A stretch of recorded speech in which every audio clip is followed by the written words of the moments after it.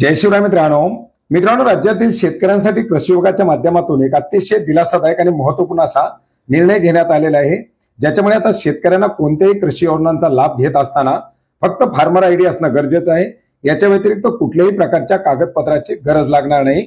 मित्रांनो, राज्यामध्ये केंद्र शासनाच्या राज्य शासनाच्या कृषी विभागाच्या अंतर्गत राबवल्या जाणाऱ्या सर्व योजना महाडीबीटी फार्मर स्कीमच्या पोर्टलच्या माध्यमातून राबवल्या जातात। मित्रांनो, योजनेच्या अंतर्गत प्रथम येणाऱ्याला प्रथम प्राधान्य दिले जात आहे आणि अशा तत्वावरती या योजनांची अंमलबजावणी केली जात आहे।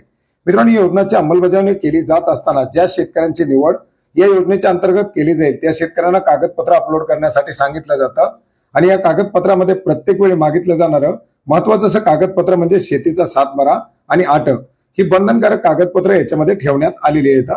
बऱ्याच वेळा याच्यामध्ये सातबारा स्पष्ट असणं किंवा इतर काही त्याच्यामध्ये चुका काढणं आणि याच्या चुकास्तव ही कागदपत्र परत एकदा लाभार्थ्यांकडे परत पाठवणं, त्या लाभार्थ्याला पूर्वसंमती देण्यापासून रोखणं किंवा या सर्व कागदपत्रामुळे लाभार्थ्याला लाभ मिळण्यामध्ये दिरंगाई होणं अशा प्रकारच्या बाबी निदर्शनास आलेल्या आहेत। आणि याच अनुषंगाने कृषी आयुक्तांच्या सूचनेनुसार कृषी संचालकाच्या माध्यमातून एक प्रसिद्धी पत्रक जारी करण्यात आलेले आहे, ज्याच्यामध्ये ज्या शेतकऱ्यांच्या माध्यमातून फार्मर आयडी दिलेला आहे अशा फार्मर आयडी धारक शेतकऱ्यांना कुठल्याही प्रकारची कागदपत्र ही कृषी अधिकारी किंवा इतर अधिकाऱ्यांनी मागणी करू नयेत अशा प्रकारच्या सूचना याच्या माध्यमातून देण्यात आलेल्या आहेत।